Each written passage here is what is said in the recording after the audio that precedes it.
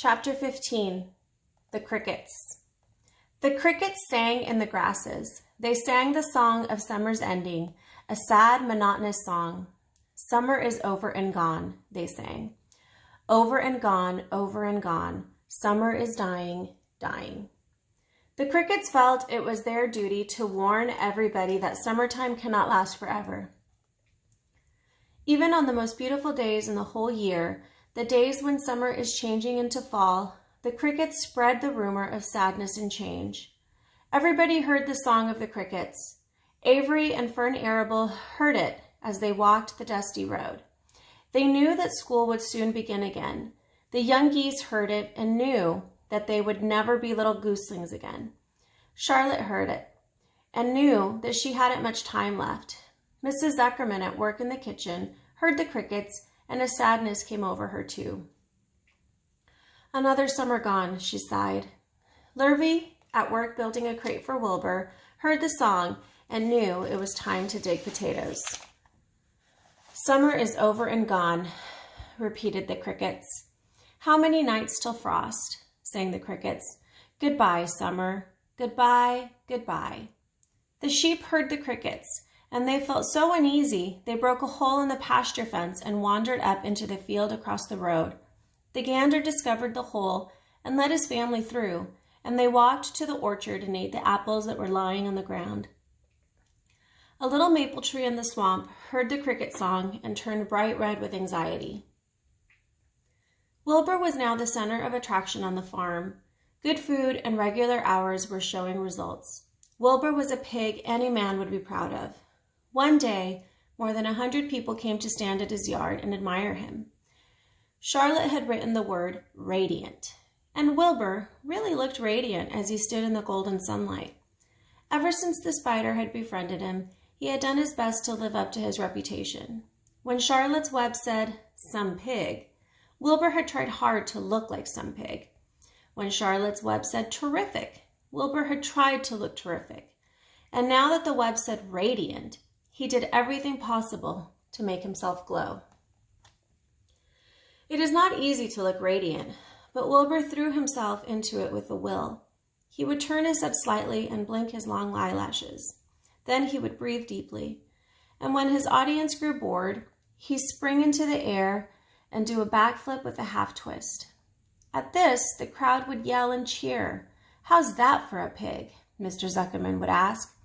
Well pleased with himself, that pig is radiant.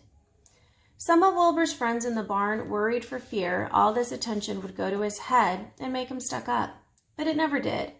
Wilbur was modest. Fame did not spoil him.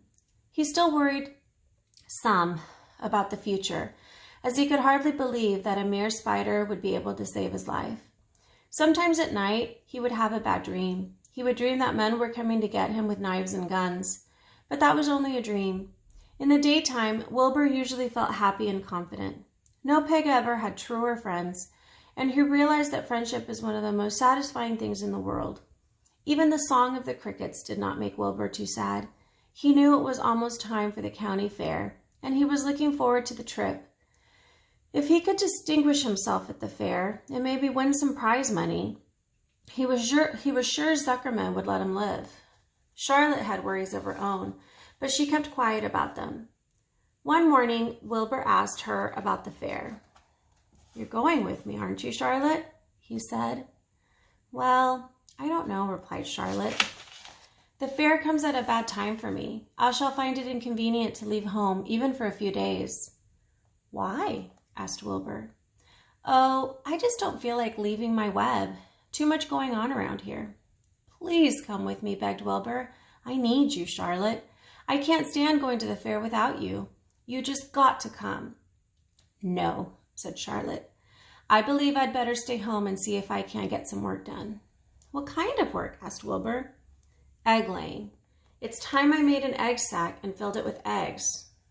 "I didn't know you could lay eggs," said Wilbur in amazement. "Oh, sure," said the spider. "I'm versatile." "What does versatile mean? Full of eggs?" asked Wilbur. "Certainly not," said Charlotte. "Versatile means I can turn with ease from one thing to another. It means I don't have to limit my activities to spinning and trapping and stunts like that." Why don't you come with me to the fairgrounds and lay your eggs there? Pleaded Wilbur. It would be wonderful fun. Charlotte gave her web a twitch and moodily watched it sway. I'm afraid not, she said. You don't know the first thing about egg laying, Wilbur. I can't arrange my family duties to suit the management of the county fair. When I get ready to lay eggs, I have to lay eggs, fair or no fair. However, I don't want you to worry about it. You might lose weight. We'll leave it this way. I'll come to the fair if I possibly can. Oh, good, said Wilbur. I knew you wouldn't forsake me, just when I need you most. All that day, Wilbur stayed inside, taking life easy in the straw. Charlotte rested and ate a grasshopper. She knew that she couldn't help Wilbur much longer. In a few days, she would have to drop everything and build this beautiful little sack that would hold her eggs.